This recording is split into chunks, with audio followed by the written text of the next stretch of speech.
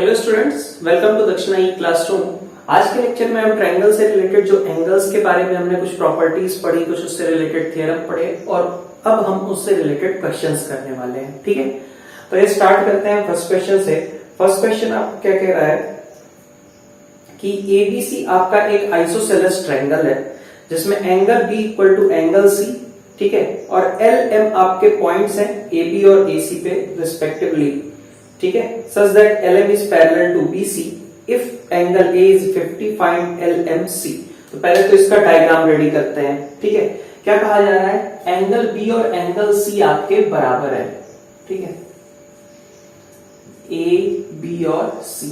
तो angle B और angle C अगर बराबर है, इसका मतलब क्या हुआ कि आपके पास ये जो दोनों साइड्स लिखी हुई है आपकी AB और AC, ये दोनों भी आपस में कैसी रही होंगी, बराबर रही होंगी। ठीक है, तो AB भाई यही कहा था ना, आइसोसेलेस ट्रायंगल का मतलब क्या होता है कि जो दो साइड्स आपकी बराबर होती हैं उनके आमने सामने के एंगल्स भी बराबर होते हैं। फिर हमने कहा कि LM आपके पॉइंट्स हैं AB और AC पे। ठीक है, AB और AC पे हमने पॉइंट्स ले लिए, यहाँ पे L और मान लीजिए यहाँ पे M, है ना। और इस तरीके के पॉइंट्स हैं कि LM is parallel to BC। LM और BC आपके पैरेलल है, LM और BC आपके पैरेलल। कहा जा रहा है एंगल A अगर आपका 50 है तो फाइंड LMC। ठीक है, LMC ये वाला एंगल आपको फाइंड आउट करना है और एंगल A के बारे में दे रखा है उसने कि ये एंगल आपका कितना है, 50 डिग्री है। ठीक है, तो अब यहां पे देखिए क्या सिचुएशन बनेगी। अगर हम देखें ट्रायंगल ABC के अंदर, तो ट्रायंगल ABC का मतलब क्या हुआ कि तीनों एंगल्स का सम कितना होना चाहिए, 180 डिग्री। तो यहां पे आपके पास ये एंगल जो है 50 डिग्री वाला और साथ में ये एंगल B और एंगल C, ठीक है, ट्रायंगल ABC के अंदर देख रहा हूं मैं, इनका सम कितना आना चाहिए, 180 आना चाहिए।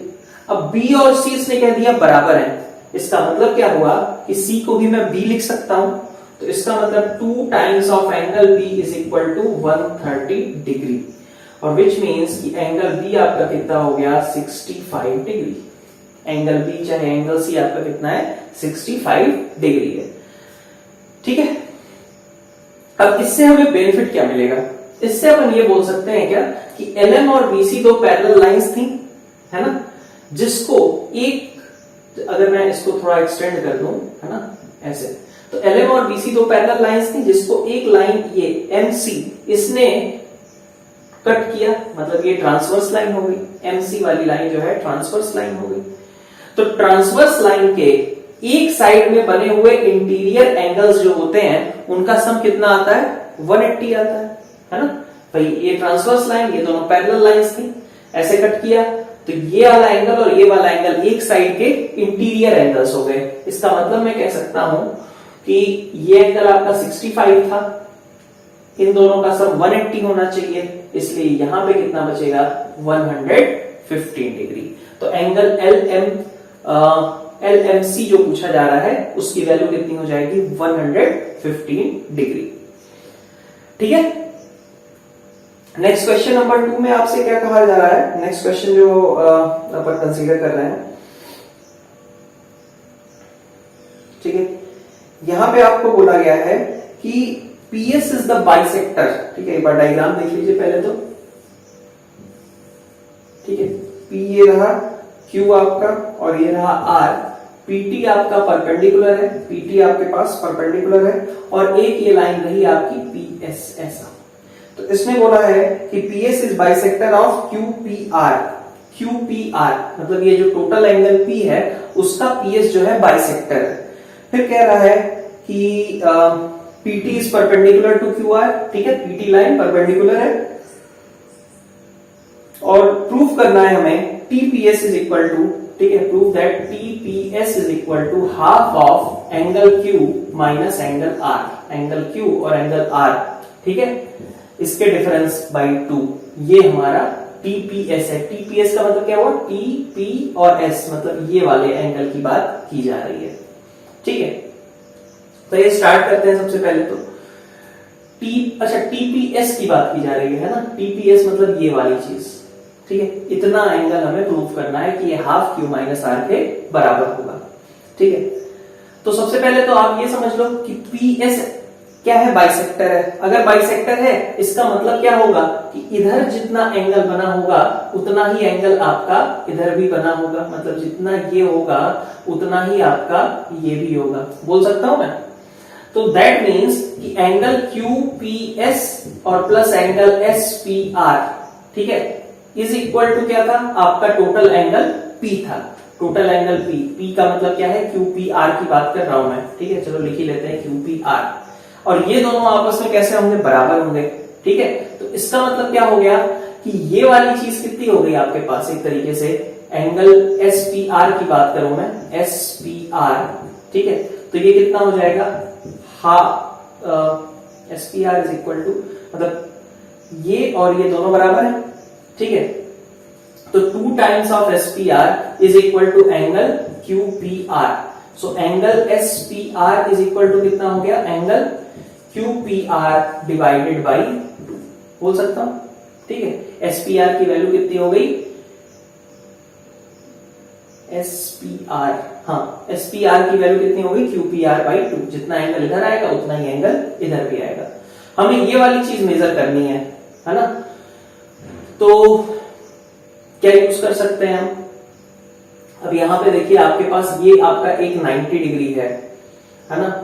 आपके पास ये एक एंगल आपको पता है 90 डिग्री का, ओके, और ये वाली चीज आपको मालूम चल गई, यहां आपका रहेगा R, ठीक है।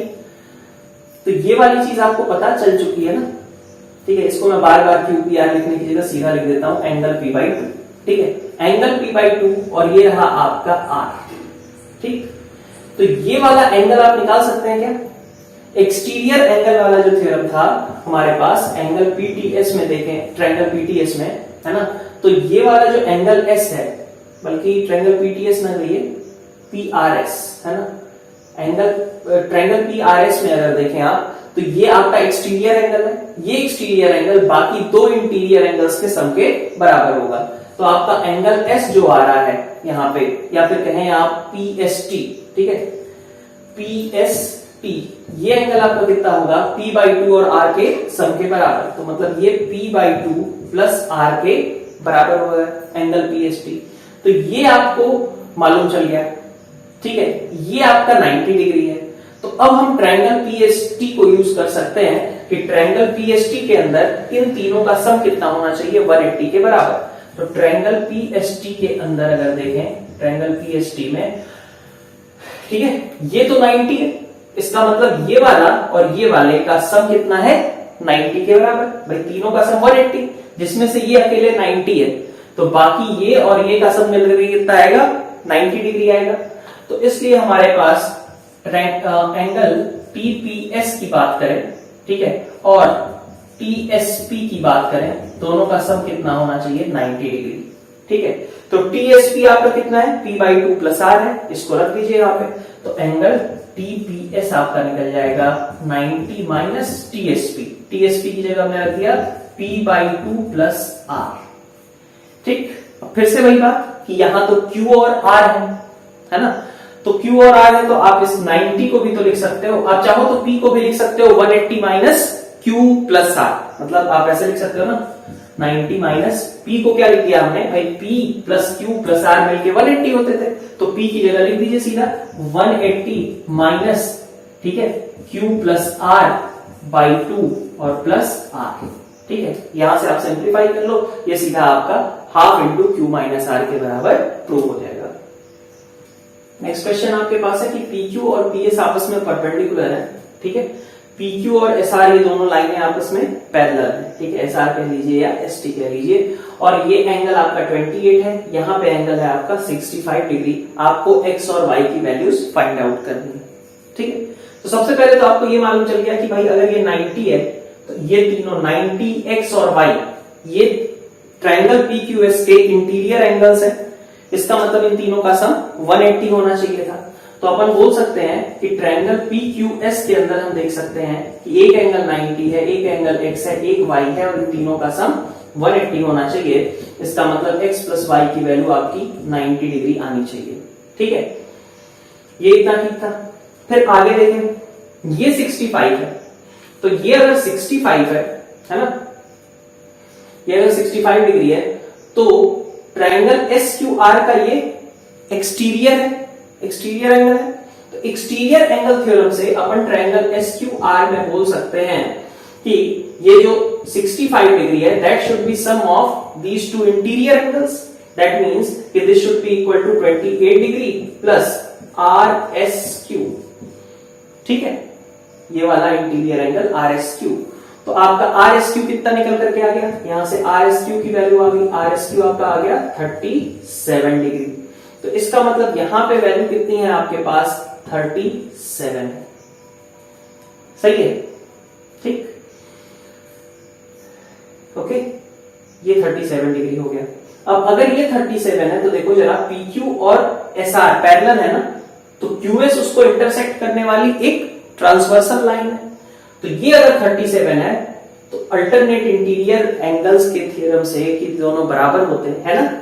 ये देखो QS जो है आपका ट्रांसवर्सल लाइन है और उसके लिए हम कह सकते हैं कि PQ और SR के लिए ये 37 डिग्री और X ये दोनों अल्टरनेट इंटीरियर एंगल्स होंगे और इसलिए ठीक है आपका X जो है कितना आएगा, 37 डिग्री आएगा। क्यों, क्योंकि ये अल्टरनेट इंटीरियर एंगल्स हैं as PQ and SR are parallel and QS is intersecting it. So X की वैल्यू आपकी 37 आ गई। जब X आपका 37 आ गया तो यहां पे रख दीजिए Y की वैल्यू कितनी मिल जाएगी, 53 डिग्री। ठीक है, नेक्स्ट आगे बढ़ते हैं। एक आसान सा क्वेश्चन है बिल्कुल। ट्रायंगल PQR है जहां ये एक एक्सटीरियर एंगल आपको 105 दिखाया गया है, आपको ये एंगल PQR फाइंड आउट करना है। ठीक है, तो आप बंद करके भी आप कर लोगे भाई। ये 75 है तो वर्टिकली अपोजिट ये कितना होगा, 75 है ना, वर्टिकली अपोजिट 75 होगा। और अगर ये 105 है और ये पूरा मिलकर के कितना होता, 180 होता स्ट्रेट एंगल। यहां पे बचा कितना आपके पास, 75, क्योंकि 105 इधर रहा तो इधर कितना बचेगा, 75 डिग्री। तो 75 यहां पे, 75 यहां पे कितना होना चाहिए। तो ट्रायंगल PQR के अंदर हम कह सकते हैं कि इसके इंटीरियर एंगल्स कौन है, 75 डिग्री, 75 डिग्री और एक इंटीरियर एंगल है PQR जो कि हमें फाइंड आउट करना था और तीनों का सम 180 आना चाहिए। तो यहां से देख सकते हो कि एंगल PQR कितना आएगा। तो नेक्स्ट क्वेश्चन आपके पास दिया गया है, ट्रायंगल ABC है, AB लाइन को प्रोड्यूस करके आगे एक्सटेंड किया गया है E तक और CAE एंगल जो है आपका 75 है ना। और AD, BD और AC ये तीनों साइड्स आपकी बराबर है। ठीक है, तो AD, BD और AC, ओके ठीक है। तो सबसे पहले देखिए अगर ये वाली साइड, ठीक है, अच्छा परपेंडिकुलर वगैरह कोई चक्कर नहीं है, ऐसा नहीं है कि AD आपका परपेंडिकुलर है ना, ऐसा नहीं है।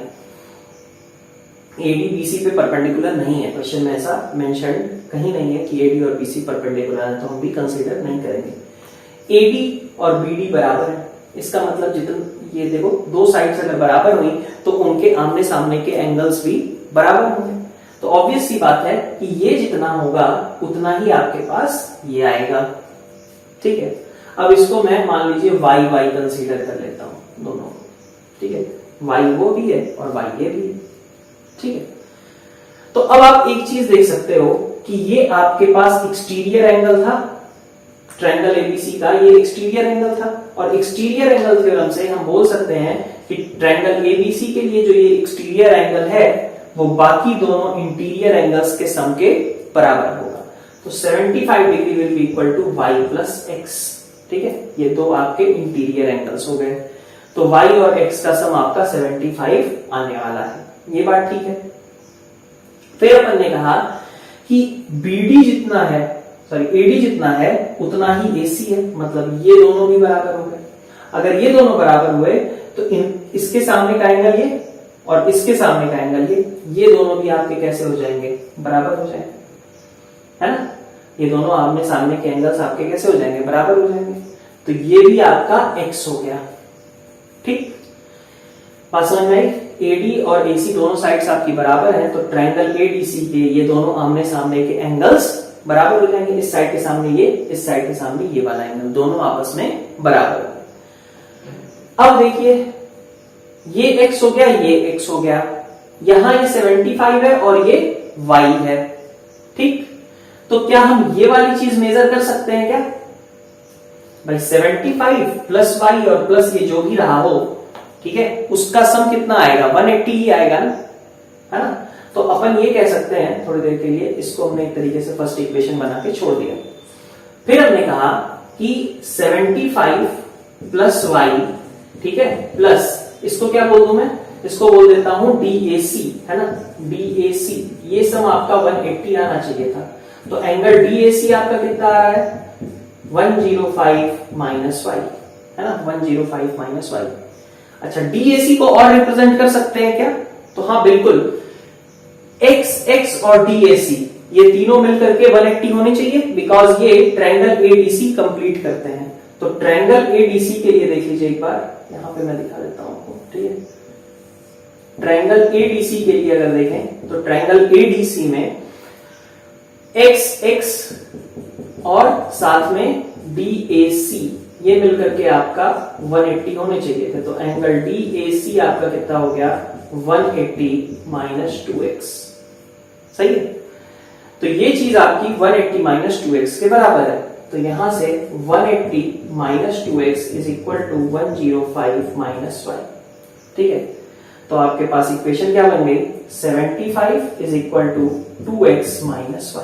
तो पहली इक्वेशन यहां से और दूसरी इक्वेशन यहां से, इन दोनों को हम सॉल्व कर लें, x और y की वैल्यूज मिल जाएंगी यहां से। तो आप अगर दोनों को ऐड कर लो तो y कैंसिल, x और 2x मिलकर 3x हो गए, इज इक्वल टू 150। तो x की वैल्यू आ गई आपके पास 50 डिग्री, ठीक है। तो बस अब यहां से आपको साइमल्टेनियस इक्वेशन सॉल्व करनी है, ये तो आप आसानी से कर सकते हो, सिंपल सी इक्वेशन, ठीक है। तो x आपका 50 डिग्री आ गया, x ही निकालना था आपको।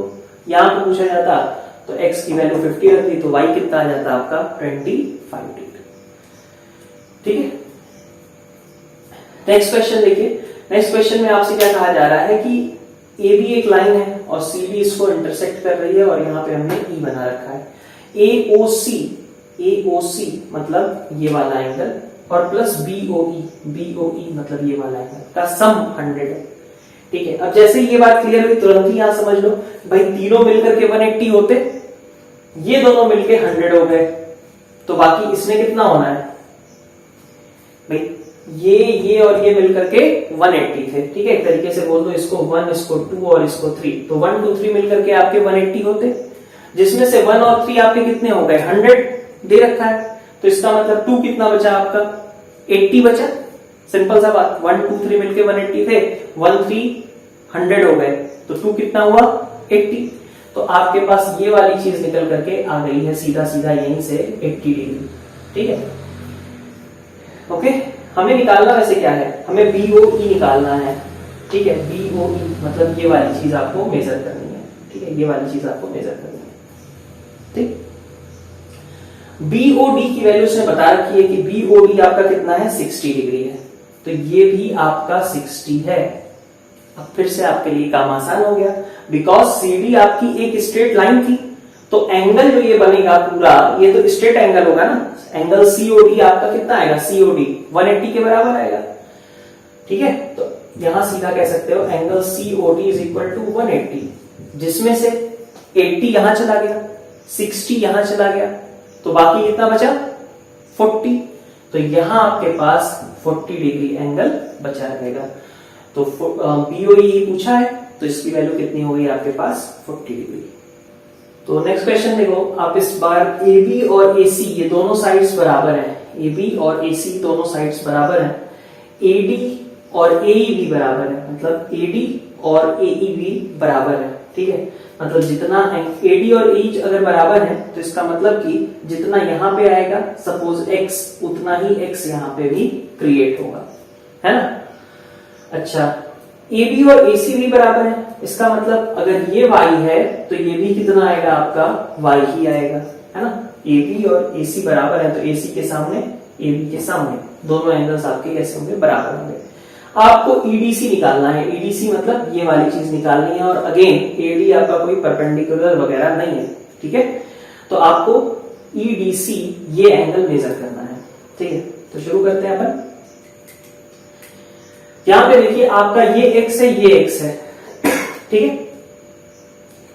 कुछ पैरेलल वगैरह जैसी चीज तो है नहीं, ठीक, तो ये अगर दोनों x और x हैं तो आपके पास यहाँ पे एंगल कितना बचेगा, तो भाई x और इसका सम 180 होना चाहिए था, तो इसका मतलब इसकी वैल्यू कितनी हो गई 180 डिग्री माइनस 2x। ठीक है, ये 180 माइनस 2x है। दैट मीन्स कि एंगल ए आपका कितना हो गया, एंगल ए आपके पास आ गया इन टर्म्स ऑफ x 30 और प्लस ये इतना, एंगल ए आपका 30 प्लस 180 माइनस 2x, मतलब कि 210 माइनस 2x के बराबर है ना। और एंगल बी आपका y है, एंगल सी आपका y है, तो आपका angle A plus angle B plus angle C ये तीनों मिलकर के कितने आते हैं नॉर्मली, ठीक है, ये तीनों मिलकर के आपके आने चाहिए 180 के बराबर। ठीक, तो एंगल A आपका कितना था 210 माइनस 2x, एंगल B आपका कितना था y और एंगल C y, तो ये दोनों मिलकर 2y is equal to 180 degree. तो यहां से आपके पास इक्वेशन क्या बन गई 30 is equal to 2x minus 2y, तो यहाँ पे x माइनस वाई की वैल्यू 15 के बराबर है ना। x माइनस वाई की वैल्यू आपके पास निकल आई 15। आपको मेजर करना है ये वाली चीज, ठीक। अच्छा, तो अगर आपका ये x है, ठीक, तो इधर आपके पास कितना बचेगा, अगर ये आपका x है तो ये आपका बचा 180 माइनस x, है ना, तो ये वाला एंगल हो गया आपका 180 डिग्री माइनस एक्स। तो 180 माइनस एक्स, एक y और एक ये वाला एंगल जो आपको निकालना है, ये तीनों EDC के इंटीरियर एंगल्स हैं, ठीक है। तो EDC के इंटीरियर एंगल्स के लिए मैंने क्या दिया, ट्रायंगल EDC में, यहीं पे देख लो, ट्रायंगल EDC के अंदर अपन क्या बोल सकते हैं, EDC में आपका एक एंगल है 180 माइनस एक्स, ठीक है, ये वाला, और एक एंगल है आपका y, और प्लस एक वो एंगल है जो आपको निकालना है, मतलब EDC, और इसका सम क्या होना चाहिए 180 के बराबर होना चाहिए। तो ये दोनों गए कट, ठीक है, और एंगल EDC आपका कितना आ गया यहां से, इसको दरवेज दें x माइनस वाई के बराबर, और x माइनस वाई आपका कितना था 15 डिग्री, तो आंसर कितना हो जाएगा आपका 15 डिग्री के बराबर हो जाएगा। ठीक, बढ़िया क्वेश्चन है। ओके, क्या किया सबसे पहले हमने x x नाम दे दिया, जैसे बराबर बराबर कहा था, तो x ये भी x ये भी, सिमिलरली AD मतलब AD बराबर थे इसलिए x x कर दिया, और AB AC बराबर थे इसलिए ये और ये एंगल्स को बराबर कर दिया हमने, और फिर हर चीज को हमने x और y के टर्म्स में कैलकुलेट करने की कोशिश करी। हमारे पास इसकी वैल्यू निकल करके आई हमारे पास x माइनस वाई, और x माइनस वाई हमारे पास यहां से अवेलेबल था, that is equal to 15 degree. ठीक है, नेक्स्ट आप इस क्वेश्चन को देखो, एबीसी ट्रायंगल है और एक ट्रायंगल है पीक्यूआर, और दोनों को दे रखा है कि ये इक्विलैटरल है, मतलब सारे एंगल्स कितने होंगे 60 60 60, और सारी साइड्स आपस में कैसी होंगी बराबर होंगी।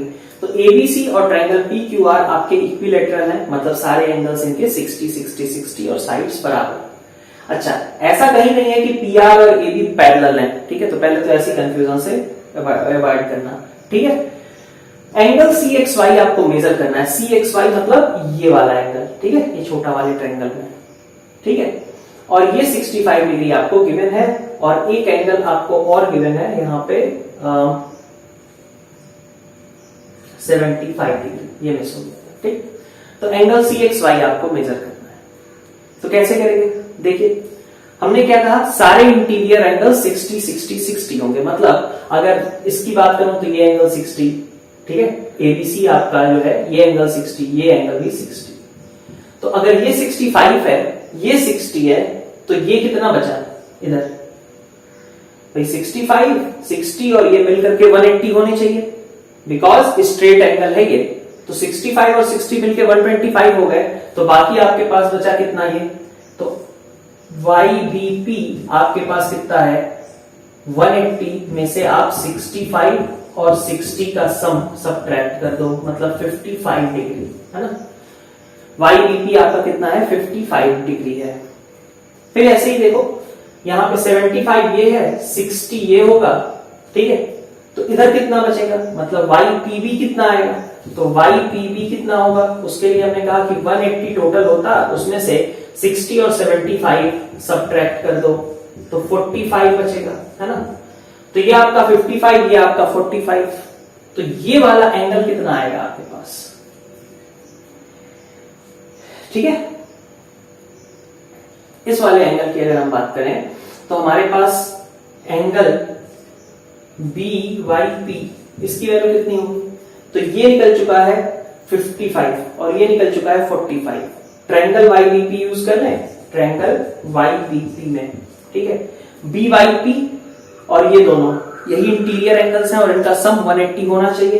तो इसका मतलब ये निकालने के लिए 180 में से हम एंगल B को और एंगल P को सब्ट्रैक्ट कर दें, मतलब 55 को और 45 को सब्ट्रैक्ट कर दें। ट्रायंगल के दो एंगल्स पता है, तीसरा एंगल हमने निकाल लिया।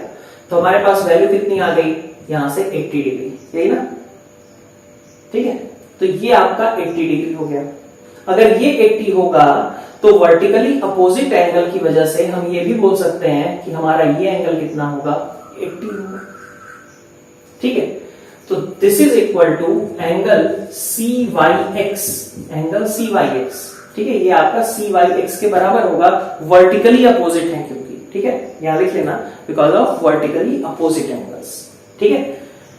तो ये आपका एक एंगल अंदर का पता चल गया, ट्रायंगल CXY के अंदर का, ठीक है। तो ट्रायंगल CXY में हमने कहा कि आपके पास एक एंगल आपको 80 पता चल चुका है, ये कितना है, तो ट्रायंगल ABC वाला ये एंगल है ना, ये भाई ये कितना है आपका, ये वाला एंगल 60 डिग्री तो है, ABC इक्विलैटरल था, तो यहां पे कितना एंगल बनेगा, 60 डिग्री।